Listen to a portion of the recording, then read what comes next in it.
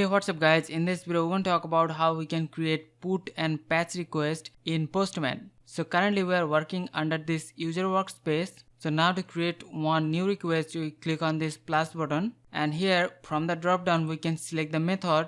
We can select either put or patch. So both of these methods are used to update data on the server, and their basic difference is, so in case of put, we use to update the entire resource or to create a new one if it does not exist. So it basically replaces the entire resource with the new data provided in the request. So here in this case, so the user 2 will be completely updated with this new name and job. So here in case of patch, we can update only specific fields within the existing resource. So either we can update the name or even we can update the job. So first of all, let's talk about this put method. So we're gonna copy this URL for the user 2. So we're gonna paste this here, and then we have to send the data to the server. So under this body we have to send some data. So we're gonna click on raw, and then here we can update the name and the job. So the name can be John and the job can be doctor. So this entire data will replace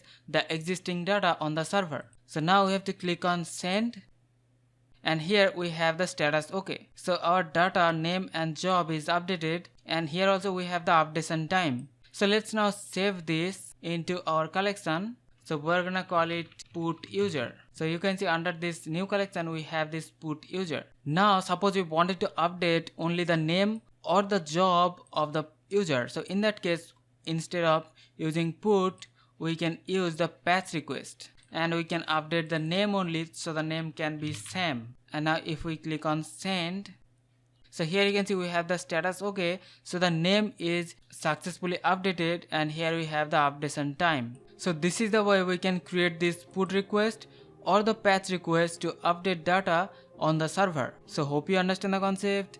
We'll see you on the next one. Take care.